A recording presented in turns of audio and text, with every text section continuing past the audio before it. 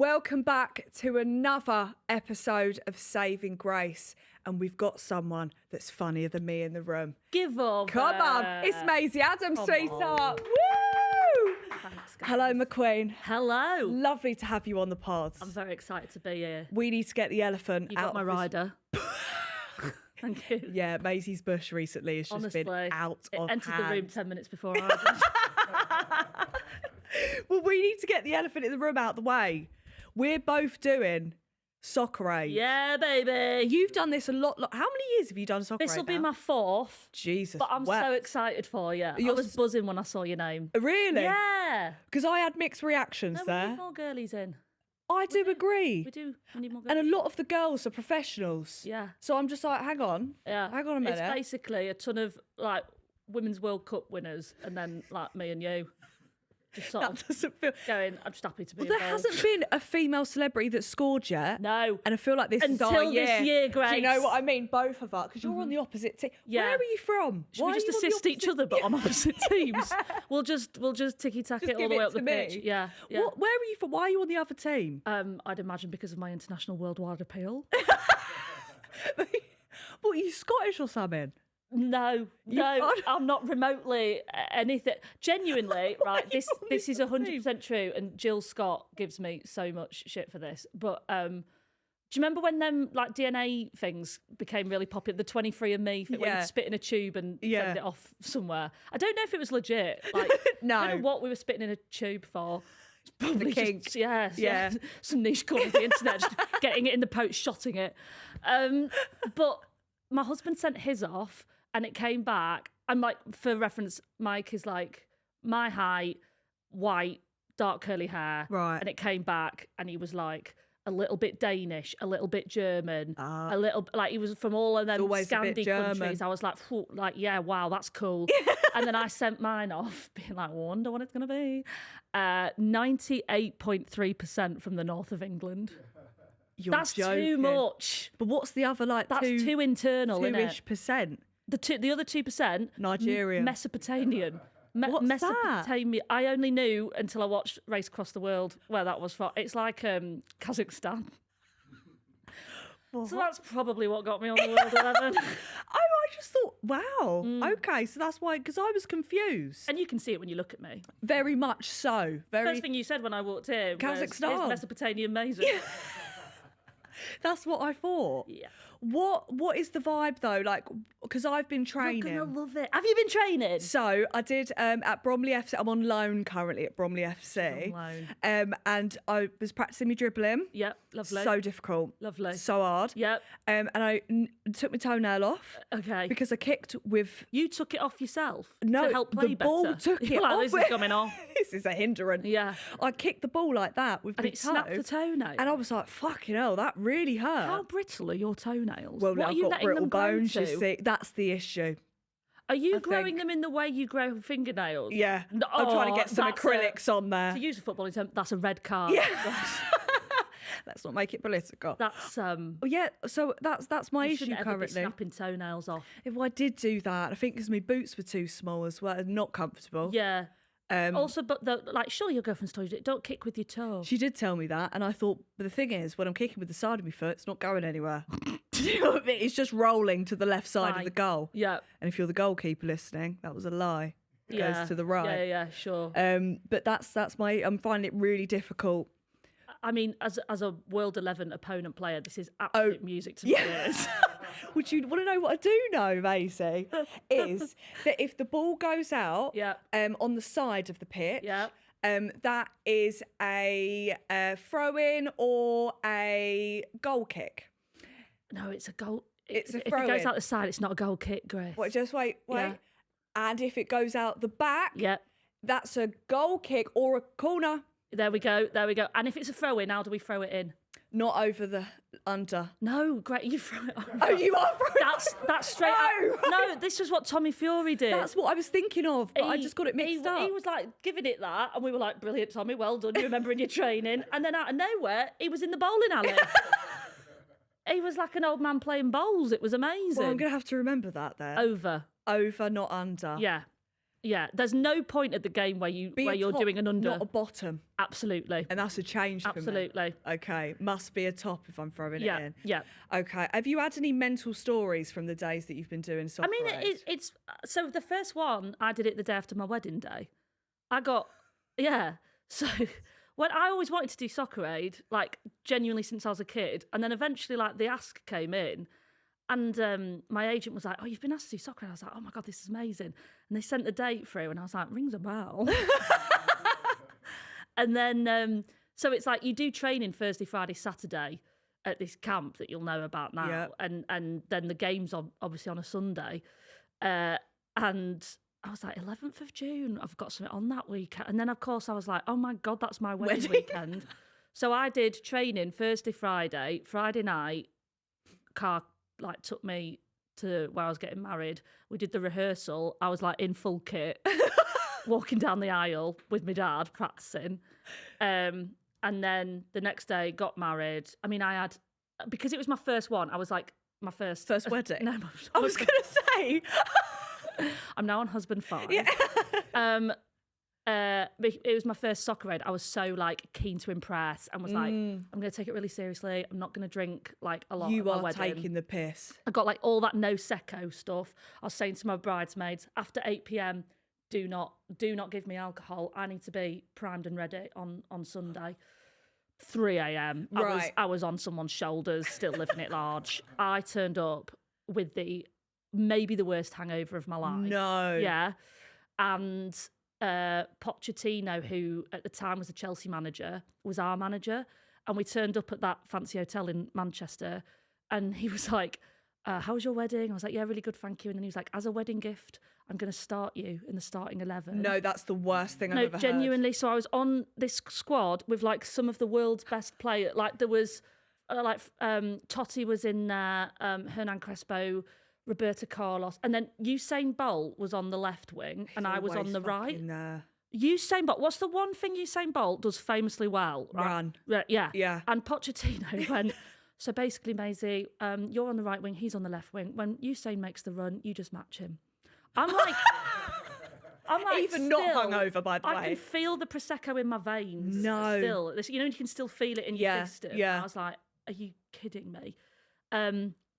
So that was quite a baptism of fire. But it's still fun. You're going to have such a good time. So I just won't get married the day before. Don't get married the day before. That's my advice. You should have carried on. And then, yeah, I know. I really, upon reflection, like that was what I would have done that. Yeah, 100%.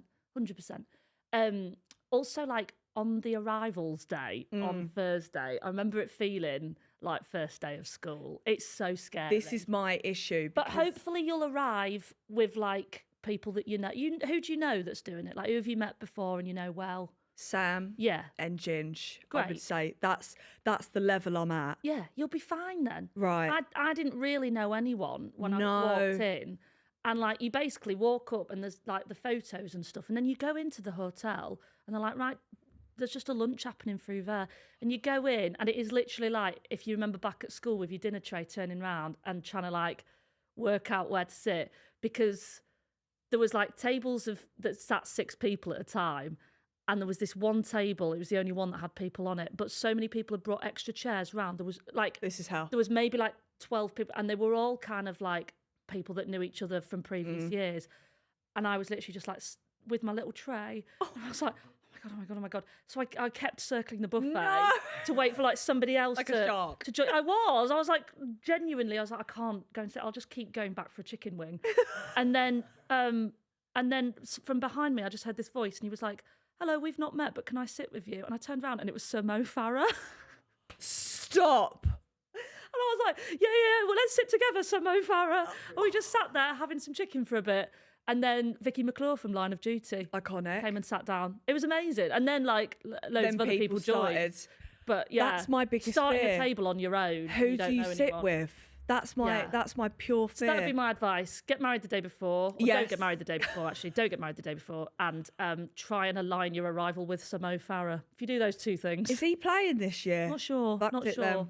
Put a call in and say I need someone to turn up with. Yeah, maybe I'll do. Do you have to all arrive together? Would you mind chaperoning me to lunch? Do you mind? Do you all arrive together? There's nothing on the bus who do you sit with? Do you get assigned seats? No, that's school all over again as well. Yeah. But you'll be fine because you know people. I'll just force myself onto a conversation with everyone. Poor Wayne Rooney's not going to get. And do you know what else I was thinking? Tom Grennan's there as well. Oh, he's a lad. Well, I was thinking maybe if I just got up to him, Gillette, the best a man can get. I reckon he'll love that. Yeah, he'll adore that. That will be the icebreaker for us. I think out of all of the songs he's written, he'll really appreciate it's the most Gillette heartfelt theme one. Yeah. Can we also circle back? Was your husband fine with you? Yes. Going to? Did he come watch? Of course he did. With his groomsmen, they were still in the suits from the night before. I love this. People ask this. They're like, "Oh, was your husband okay with that?" I was like, "Was my husband okay with being chauffeur-driven the day after his wedding to the hospitality suite where he drank free booze with his groomsmen and then spent the night at the after party being approached by the likes of Tom Hiddleston, so fair, who were coming up and shaking his hand, going, "Did you have a nice wedding?" Mike was literally like, "That was the honeymoon." Yeah.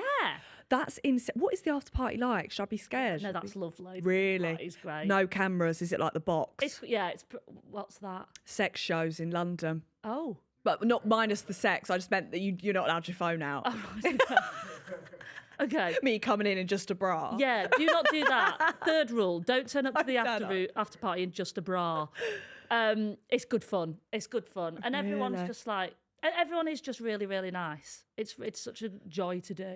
Okay, I have faith. And do you know what I keep thinking? What? That imagine if just on the day, I've had a few Prosecco's before, just hidden in the bus in a flask, and I just turn up, score a goal. And you're dribbling for your life. Do you know what I mean? It's non-stop overhead throw-in. Yeah. Bicycle kick. Yeah. Everyone's like, GK Barry's the only player that's touched the ball. Do you know what I mean? And it's 5-0. That's what I'm imagining in my head. I'm trying to manifest a goal.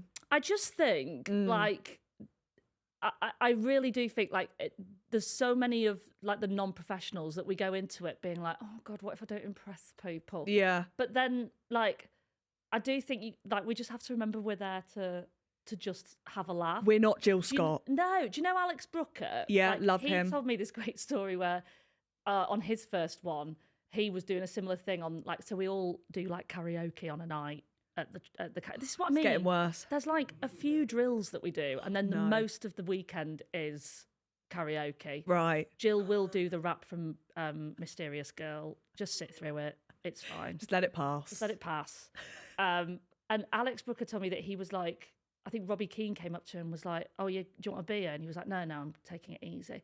And Robbie genuinely said, not in a mean way, but was like, "Do you think not having a beer will make you the level of the professionals?"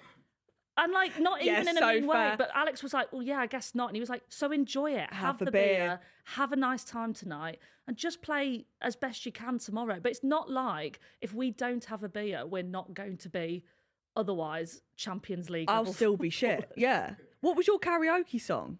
Me and Kaylin Kyle, who used to play, she's played in the World Cup for Canada. She's unreal.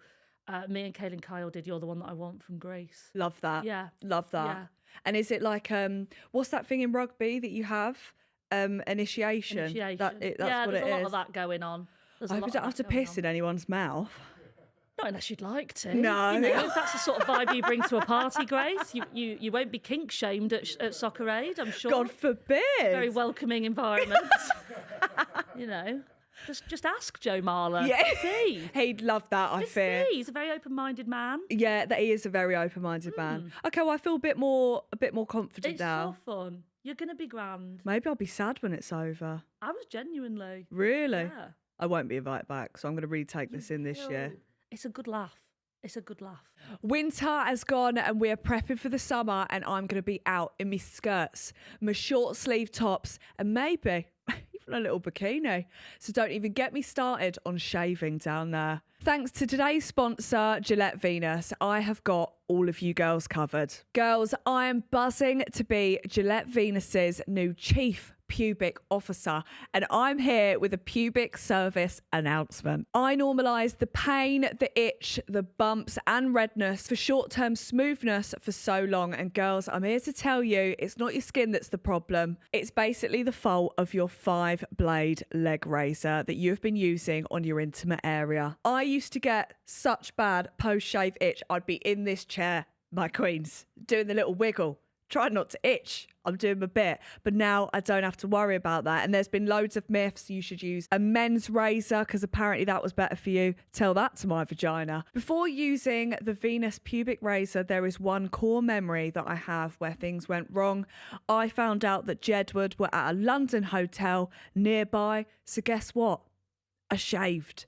You don't know when you're going to get lucky in these certain situations. And as I rock up to wait outside, which again was weird, I was just itching about and it really ruined the mood. So I went home and didn't see Jedward. But who knows what would have happened if I did. The wiggle is now a thing of the past. And what if I told you you didn't need to deal with ingrowns and that post-shave itch anymore? You can feel fresh, clean, confident and fully out of your itchy era. Say goodbye to that post-shave itch and hello to smooth with Gillette Venus new intimate range designed for your delicate area to avoid irritation. I like this because, you know, usually a razor can be very straight and you're having to get in all types of positions to shave everywhere. You don't need to with this. It just sort of, look, it moves. It gets everywhere. Do you know what I mean? Need I say more? Designed for the thicker hair and delicate skin of the pubic area, and it's built with an anti-irritation barrier which helps protect against ingrowns and bumps. As well as this, the intimate soothing cleanser and shave gel helps protect skin during shaving or simply to use as a daily gentle cleanser. I like to use the exfoliant first and go to town. I also just use this on the rest of my body. It doesn't have to just be there. I use it on my legs and then I use the cleanser and shave gel to just shave, and this has also saved me from the little strawberry legs. So this combo, arguably iconic. It hydrates hair and provides a protective layer of glide to help prevent shaving irritation. And let's face it, girls, we all want that smooth post-shave feel, whether you're going to Ibiza or anywhere else. You don't want to be in that bikini looking all red. So girls, you need to pick up the Gillette Venus intimate range to be in your confident, comfortable and carefree era. Check out the link in the description or scan the QR code on screen to find out for yourself. Queen, it's giving smooth. Talking of laughs. Yeah. Last one laughing. Oh my God. Do you like that segue? I love that segue. Thank you, that I appreciate good. that. Yeah, that is a top tier podcaster right yeah. there. Yeah, oh my. This programme, I would say, is actually a kink of mine. I love this programme. It is the funniest thing I have ever seen in my life. When you got approached for it, was it an immediate yes? Yeah, of course, because I'd watched the first series and like, I think anybody who's watched it as well, like you play along, don't you? You try and like not laugh as well to see what gets you. And I'd loved the first series and it's such a simple concept as well. Like everybody can relate to it. Like, no, I think when you watch other comedy shows, nobody sat at home is like, oh yeah, we've all been there, sat on a panel show. Like, whereas Last One Laughing, anybody who's ever got in trouble at school can relate to that thing of like when you're not allowed to laugh. It's immediately 10 times funnier. In a scenario where you're not allowed. If you're being told off, and you can feel the shoulders on the person next to you. It makes you want to go. My grandma's funeral in October, me and all my cousins were sat on one pew and this hymn starts and there's a woman behind us, one of Granny's friends, Babsy, and she went full Pavarotti and none of us knew that she was quite the, you know, songstress. And we're just like... The organ starts, we're going in for, I don't know, make me a channel of your piece, and she's going full, like sort of Jane McDonald, but with a bit of vibrato on it. Yeah. It was proper cruise shit. It was amazing. But we were all like, oh, you know. And then like, I could feel all my cousins, their shoulders doing that. So then it was like a little domino effect. And again, because you're like, we can't be laughing at Granny's funeral. That's so bad. But because it's so bad, it's 10 times funnier. That's what Last One Laughing is, but for hours on end. So people that don't know the show, there's how many viewers there? 10? 10 comedians in a room and you're not allowed to laugh, right? Yeah. And you have your wild card. What was your wild card? So we have jokers, but we have to wait to be called on the phone to do it. And I didn't get to do my Joker because I was like, so if you laugh, you get a yellow card, and if you laugh again, you get a red card. Yeah. So you're like evicted basically. But 10 comedians, that's a lot of Jokers to get through. Yeah, yeah. And quite a few of us didn't get to do ours. So like David Mitchell did this musical theatre song, but like with really intense energy and eye contact. It was insane. Diane Morgan sat and did recited this poetry book with a fart machine.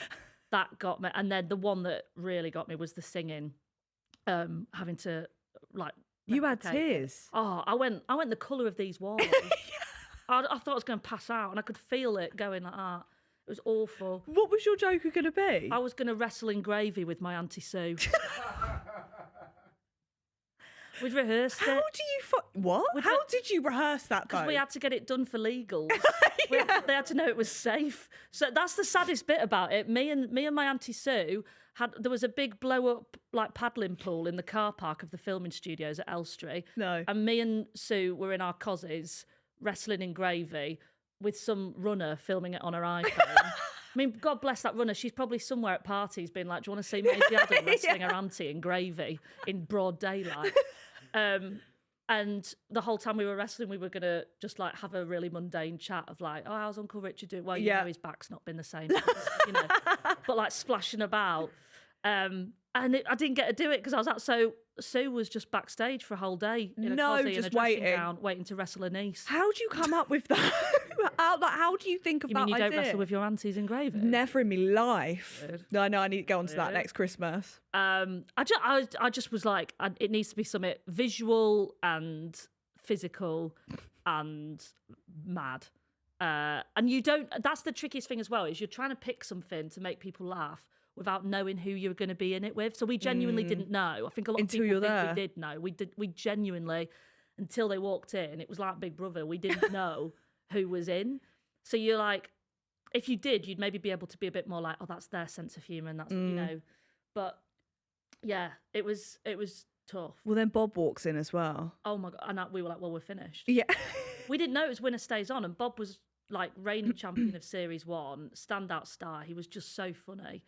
And I think we even did interviews before on where they were like, who would be your worst nightmare? And everyone said Bob. Yeah, Bob, but no stress because he was in Series 1. Is the Australian bloke called Sam? Yeah.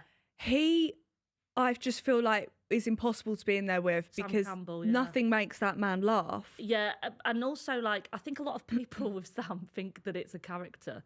Oh, that's just him? That's him all the time. That's terrifying. Yeah. Yeah.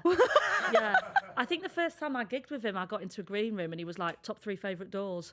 I was like, beg your pardon? Yeah, he's really funny, but like really hard to make laugh because he just doesn't crack at the same stuff everybody else cracks at. No, I just can't imagine what would make him laugh. I think he'd have watched me and Sue wrestling gravy and been like, oh, I wonder who's going to win. Yeah, he's actually getting too into it. Yeah. Who was the hardest person in there when it came to making you laugh? I mean, Alan is dangerous in the car because he's so hopeless at it. I kept thinking, go for the ones that are nearly laughing, which was Alan, Mel Gidroich, and I was like, then you'll get someone out. But as I said earlier, it's that thing of like, if you can see somebody going, you then go. So you'd go on the attack, and then Alan would start like that, and you go, oh, I have to walk. I'll just leave the conversation. I have to go face a wall. Is that what your go-to was? Just walk off? Yeah. I used to walk away and try and name like 10 fruits. Like distract myself. So when you're trying not to sneeze, that's what I do. Yeah. I would be chatting to Alan, then I could tell he was going to make me laugh, so I'd walk away going apple, banana, grapes, kiwi. Like Mel would be doing these insane faces. And that would make me laugh if I was sat there doing all that. Mel was cracking me up anyway because she just kept... The phone is meant to be for the producers to ring us to be like, go and do your joke, please, or can you go and chat to Ramesh? Mel just kept making outgoing calls, asking production for rosé. Were you allowed to drink? No, that makes it harder. That's what I mean. I was like, no, I'm no not way. Mel was, and we'd only been in there like 45 minutes. She was like, should we have a rosé? Her and Alan were just like a 2-person hen do. It was great. That's the way to do it, though. Yeah. What's something that no one would know about the show that you can say? You film for a lot longer than I've heard than this. 6 hours. Oh, really? Like okay. two days. Oh, no. Well, 13 hours we were in there. 13 hours. Did you get lunch? Like, did you get to stop? But you Okay. you braked, but you weren't talking to each other. You went into your room, had lunch. And then went back Oh, in. Yeah.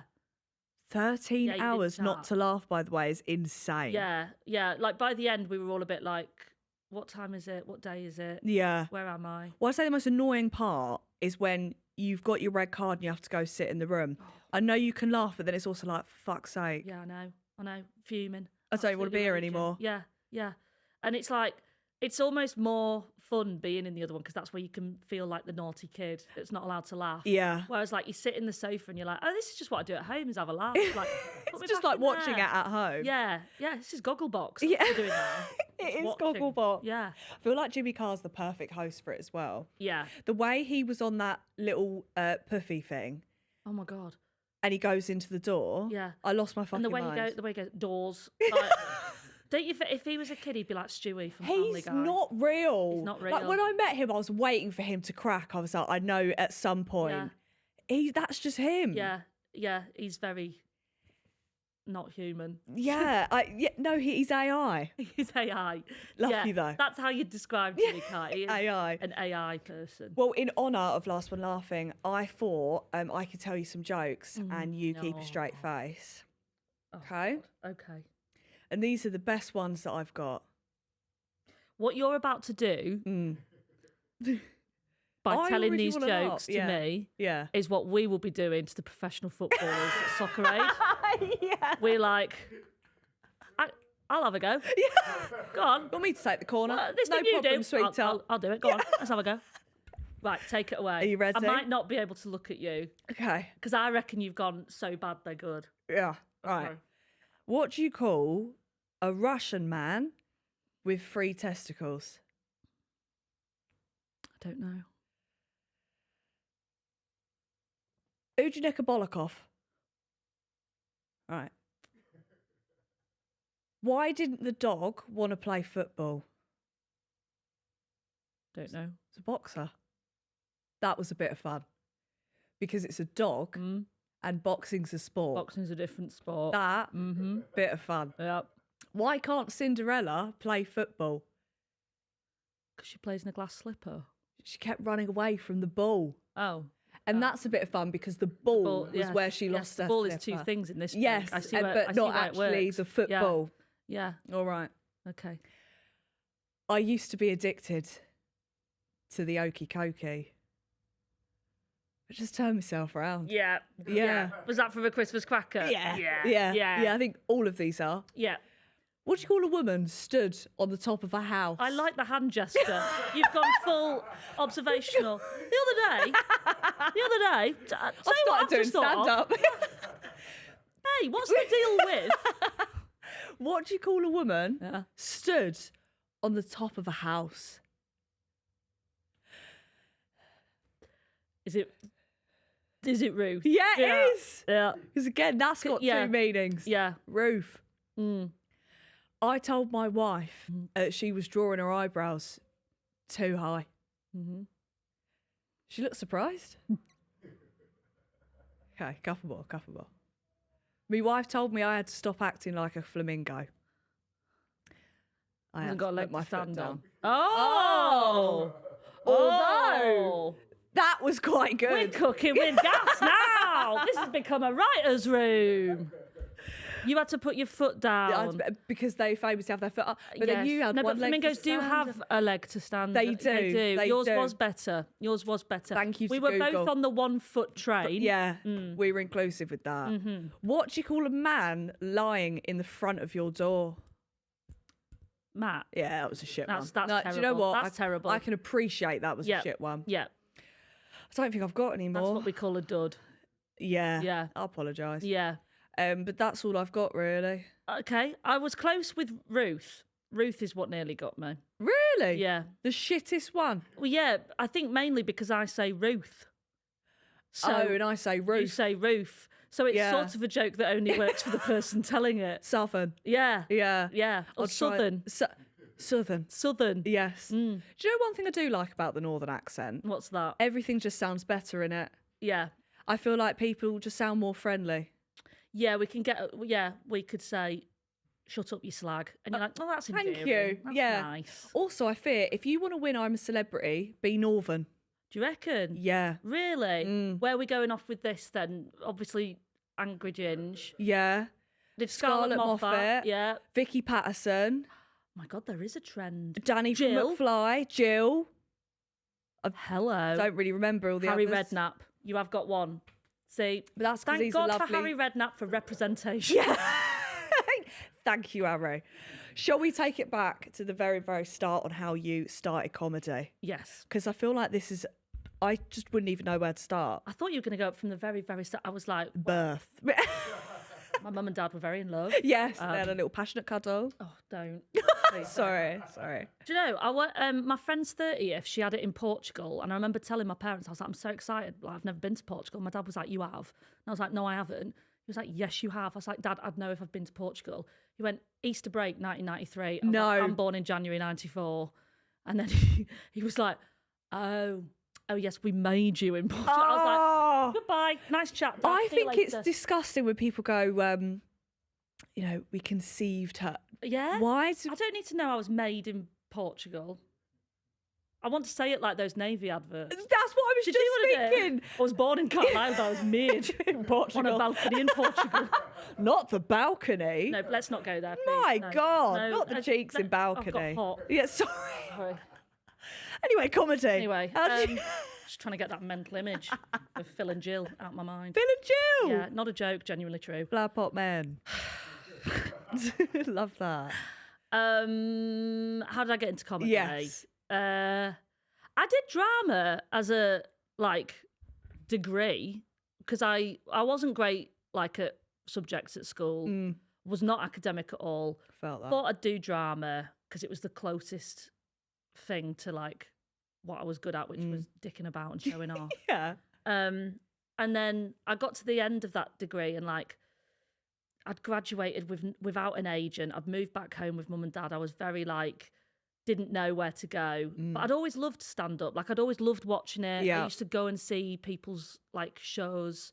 I used to watch clips on YouTube when I got home from school and stuff like that. I Wow. was quite a You were into it. a comedy nerd, I guess. Yeah. Just not even nerd. I wasn't bothered about how they wrote the joke. I just loved my favourite comedians in a way that a lot of people love their favourite singers or anything like that.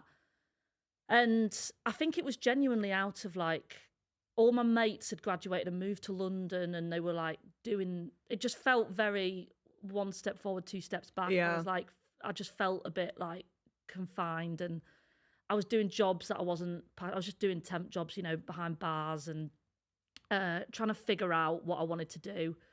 And then it was kind of just an itch that grew too much to not scratch. And then I was working at a festival because I was trying to get jobs in the arts. So I was working at this arts festival in Ilkley, which is a town near where I lived. And I saw on their programme, so they'd had it was a literature festival. They had books and stuff, yeah. But they had on the back of their programme oh, we're looking for local artists to perform.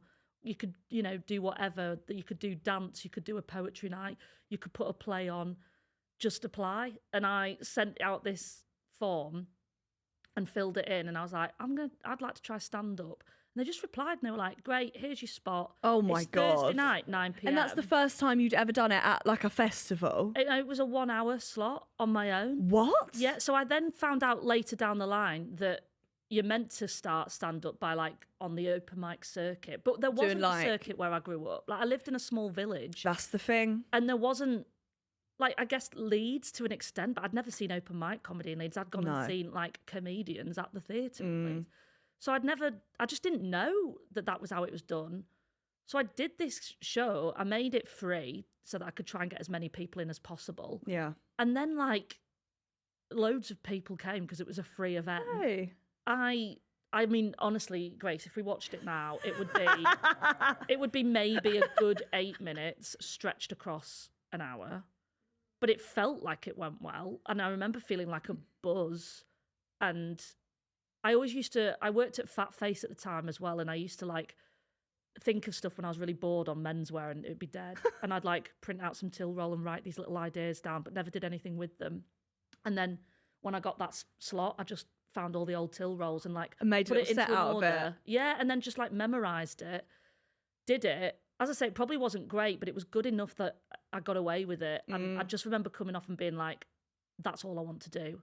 And so then I was going on the open mic circuit and I would get megabuses down to London and just do gigs in London and then get the megabus back up for work on Monday. I feel like everyone has that one story as a comedian, though, Yeah. where something you did, just a show you've done has gone horrifically wrong. Have you got one? Yeah, of course. Like tons. No, really? Yeah. Just like, I can remember when I first got signed with my agent, and obviously I'd been doing open mic stuff, which is like, I really love the open mic circuit because there's people there that you would not meet in any other walk of life. Yeah. There's batshit people. Yeah. And I love it though, because it's like, you never know what you're going to get. There'll be 18 people on a lineup.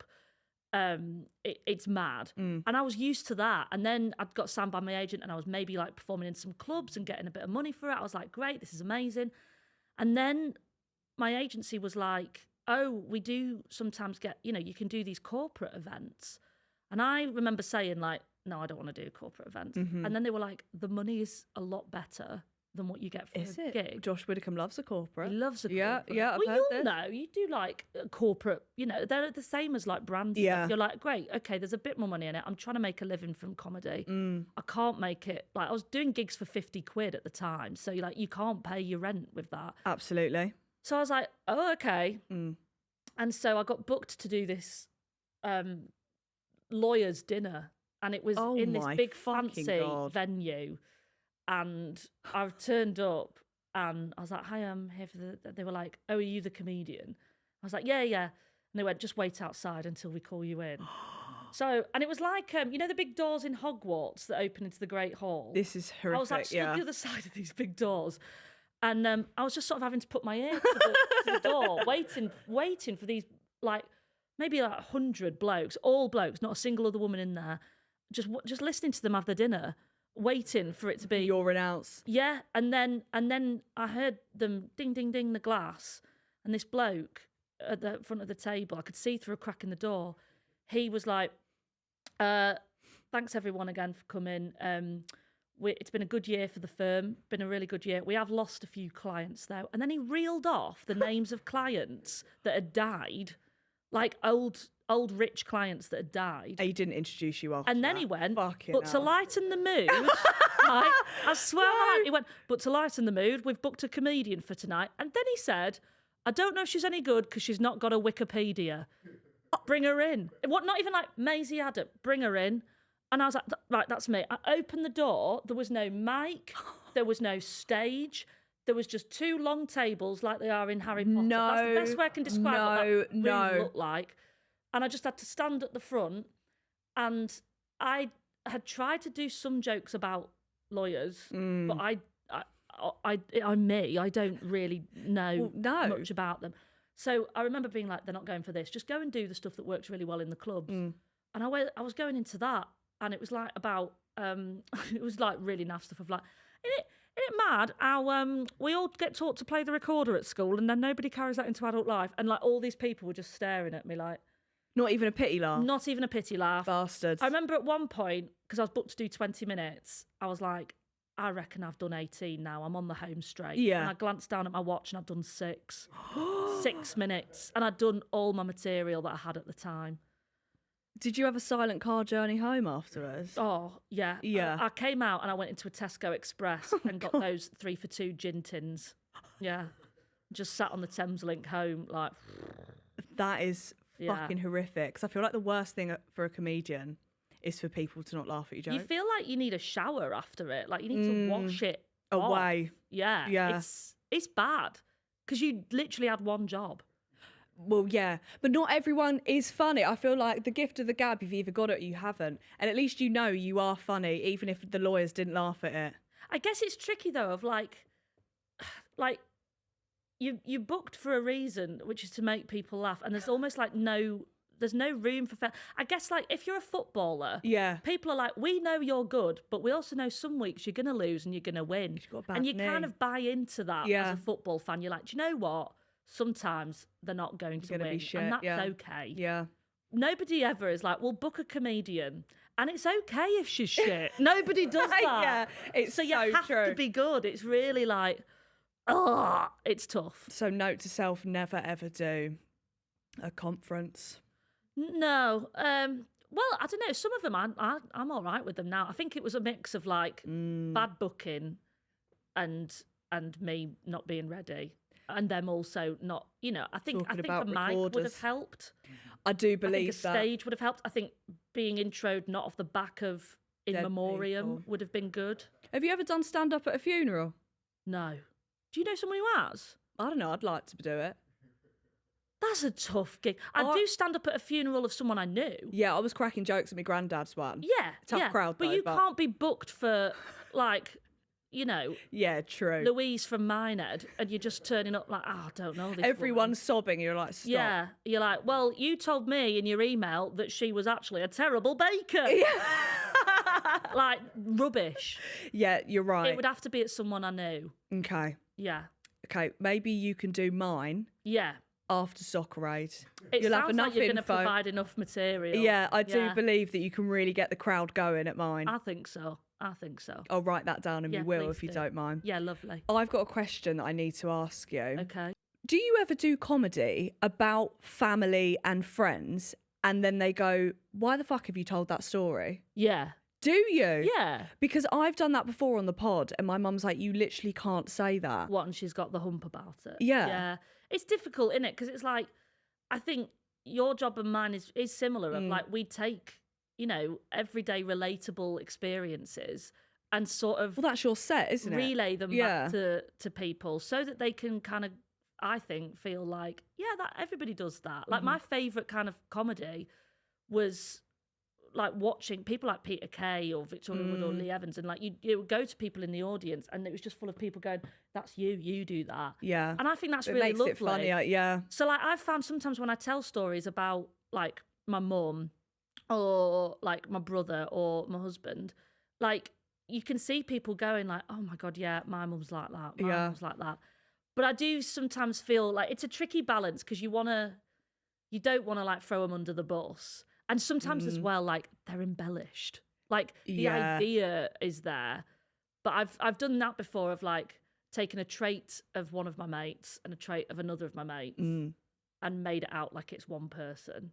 That's quite clever. And I've had like mate one be like, why did you say that I also did this? I was like, well, no, but you did do the first bit and then somebody else did the second bit. And I'm trying to do stand up. yeah, and it's a lot for me to stand on stage and go, and then I had another friend who, like, it's just better. They don't need to know it was two different people. Do your family come see your gigs? Yeah. They do. And that does make me nervous. That if I've got material about them. Yeah. Yeah. I sometimes find that if I do a tour, right, the first couple ones are amazing, and then I'll get to the one where my parents are in the crowd, and so I'm suddenly taking bits out. Yeah. In my head, like, Yeah. well, I won't say that my mum got divorced 3 times. I'll probably leave that bit out. Yeah. Do you know what I mean? It's different though, like with different things, isn't it? I think if you can laugh about it at home about things, you can laugh about it on stage. And like a lot of the people I'm around, like they can laugh at themselves. And if it's something that's really, there has been stuff of like a friend's done and she's like, if my parents knew I'd done that, so I Right. just changed the name. Yeah. But it's definitely true. Allegedly. Yeah. Like there's there's some stories of like mad stuff my friends have done, and it's been too good to not say on stage. But I'm like, I won't say You the have name to change because the name. You'd be disowned. Like they do really make me laugh. Like everybody in my family. I'm from quite a big family. Are you? Yeah, that like Christmas Day. There's like 26, 27 of us at our peak. What the fuck? Yeah. I've got 3 people, including me. Wow. Yes. Yeah, and I think I don't know. I think that dynamic growing up, and we're all quite close as well. It's meant a lot of like story sharing at tables and big family parties where there's a lot going on. We're very loud. We're very just kind of not even like stagey loud though. Like we're not full of like tap dancing jazz hands. Yeah. But just kind of like can tell. I've been surrounded by a lot of people who can tell a good story, and I think that was quite a lot learning growing up of like the way you tell a story and the way you bring people in. Yeah. Was quite good. That's on one side though. My dad's side is very quiet. My dad's very, very. I feel like that's always the way. Yeah. I feel like I got mine from my mum. Yeah. Like again at my granddad's funeral, she was fucking ripping it at her speech, and I thought, oh my god, this is how I learned to tell a story. Is from you. Yeah. It's totally. always one. Yeah. I think my dad said 3 words in his life. Not for lack of trying. He just can't get a word in edgeways. Can't get a word in with a big yeah. family. Sometimes you see him go to attempt to say something and he goes, it's not worth it. That's such a dad thing to do, though, isn't it? Yeah. Although he does really well. What? Fucking hell. That's his communication. Yeah. Huffing, sighing, sneezing, farting. I can always tell when my dad's done with a conversation because he's like... Yeah. And gets up to make a drink. Yeah. I'm like, we need to change the subject now. Dad's getting bored. Yeah. And like, are they ever like? My dad's really, really quiet about everything. And then if you get him on a specific niche subject, like the best motorway to take from Lincoln to Sheffield, he's in. And he's like, well, what you want to do is actually junction 35. a lot of people think it's the M1, but you want to come off earlier. And you're like, I'd love it if you spoke like this, but say about feelings. Yeah. Do you know what I mean? Yeah. Well, my thing is services. Services. Well, that's your. Oh, I thought you meant. Wait, not like prostitution. No, I thought we were talking about love language. Oh, no. And I thought you were saying acts of service. No, I mean and like then you went cupboard, and I was like, beg your pardon? I love a good services. You're on. Okay, we were on such like different pages. Then. Yeah, because mine's physical touch. No, a services. You're like, no, fleet services. It can make or break a journey. What do you want from a service I station? want a McDonald's. Yep. Maybe an M&S. Yes. I want a place I can buy a bit of snus or a vape. Yeah. And maybe a Starbucks. A chopsticks is an added bonus. Chopsticks is good. Very good toilets as well. Yeah, I do. If I walk into that toilet and it fucking stinks. Yeah. Immediate. Well, I don't really. Peg on the back of a door to hang your bag so you don't have to put it on the floor. Come on now. Now it's the basics. Yeah. That I need. Listen, you're chatting to a travelling comedian. Yeah. I could reel them off now. Do you know what I'm... Gatwick Airport, South Terminal. Sensational. You'll have the shit of your life. Yeah. Heathrow Terminal 5. Yeah, that's a good one. Partial 2. That's a good one. And do you know what fucks me off, though, that they need to stop implementing? What? Electric hand dryers. Yeah, them ones. Fuck off.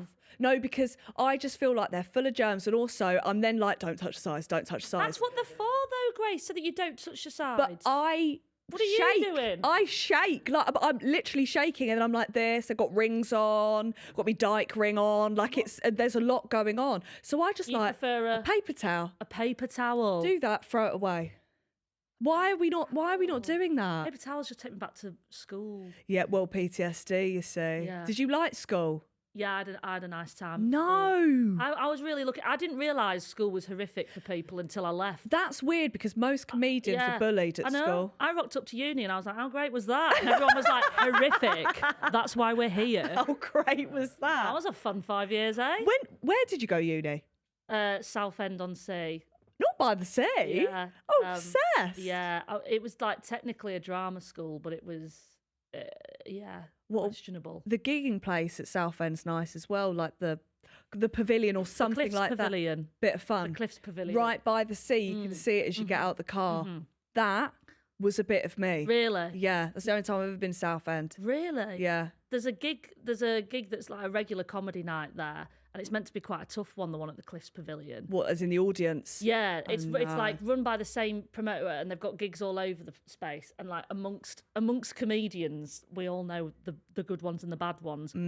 But the Cliffs Pavilion can be good. Rob Beckett did his special there. But the one where it's the regular comedy night, they also run one in Guildford, and it's comedy and a curry, right? It's a really hard room, the one at Guildford. It's really, really tough. It's like you ask any comedian about this venue. Noted. And they will tell you, oh, that's a tough one.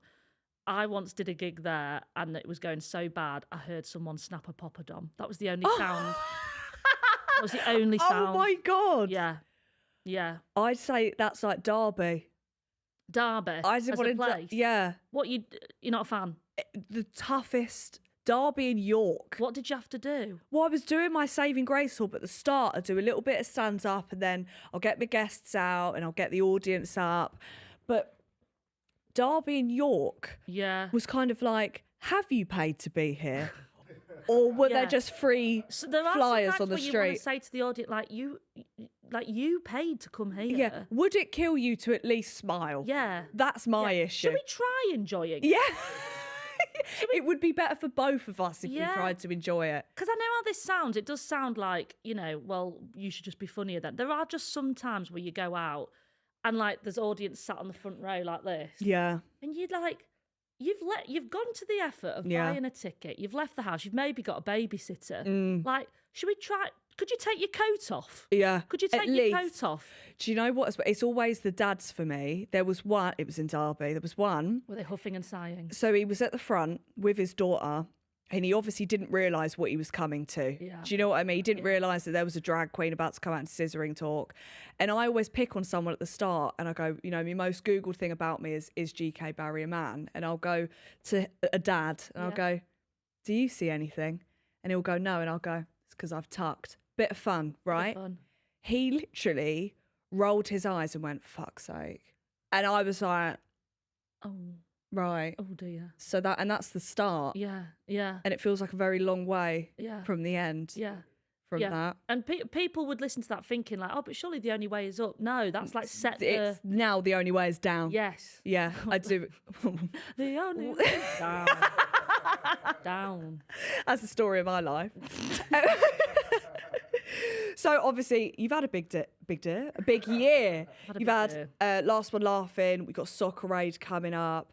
You've got tour. What's Our Face? Yeah. You've been doing it. How have you started it, or is it? I'm doing work in progress shows at the moment, which is like you just gig to see what material works. Yeah, and it's lovely. I love this part of it because you're just going to basically rooms above a pub, no more than maybe 100 people in there. And you take your notes up and you kind of, it feels very like fun and collaborative and like if something doesn't land, it's fine because they've paid a £5. Yeah. And like you address the elephant in the room, which you kind of can't do when you're on tour and people have paid and, larger amounts of money. Yeah. And you like, that's that like what you said then about that dad, you do just have to be like, never mind. Whereas at least like at a work in progress, you can just be like, oh, well, that died on its ass. Yeah, and it keeps this nice like atmosphere. But it's really good. I love going on tour. I genuinely love it. When's it starting? Starts in September, goes through till November, break for Christmas, and then starts again in the new year. Fucking hell. Yeah, till I think mid-March. But I love it. I love it because like, I'll always do it the same way, like what you said then, of, like I'll go out and do 20, 30 minutes of like crowd work, break, and then the show in the second section. And that therefore means every night is different. Like, I've got 50 odd dates and it's like, if you keep doing the same stuff, you're naturally going to end up going into like autopilot. Whereas if you go out every night and you're doing a bit of crowd work and you're getting to know your audience, like what you do, bringing them up and hearing like where they've come from, who they are, who they've come with, it feels a lot more connected and you actually feel like, especially when you're on tour on your own a lot, you actually feel like you've spoken to people that night and like you've had some interaction. Yeah. So, and also if you go to see it once, you can go to see it again. Yes. It'll be different. Yeah. Just leave it after the first hour. Yeah. And then you'll be fine. Yeah. I remember somebody once asked me, they were like, do people have their favourite routines? And and it's like, yeah, but you don't want that. You don't want people like, it's not like music where you go see Beyonce and you're like, oh, I hope she does Halo so I can sing along to it. Yeah. My idea of hell is that I'm doing a routine and there's somebody like singing, like speaking along to my joke. Yeah, because they know what's coming. And then I went on a hen do. Like, it'd be horrific. I'd be like, shut up. Yeah, 100%. Everybody else thinks this is the first time I've said it. So are tickets on sale now? Yeah. Where can they buy them? MaisieAdam.com. Come on. Yeah. You bought the whole IP. I've got it, baby. Hands off. Hands off. No dot wicks with me. Absolutely. Do you ever have one of them? Did you not? When I first started out, I couldn't afford the website. So you had it on a Wix? I made myself one. Yeah, I had to delete the dates that were in the past every day. That was a lie. I used to do it when I was at school, though. Oh. With just random websites that I thought were a bit of fun. Was this around like Bebo, Habbo? Yeah, like MySpace? Tumblr-y vibe. Tumblr. Used to love that. R.I.P.. Used to have a little depressing Tumblr. Yeah. Used to have Black Veil Brides in the background as me song. I had purple hair. Did you? Were you quite the... I was rock on. Were you a bit emo? Yeah, we wondered have a why I was studded belt? bullied. Well, yes. And I had the long Converse, Yeah. you know, the knee-high the one. knee-high ones. Yeah, yeah. You were one of those.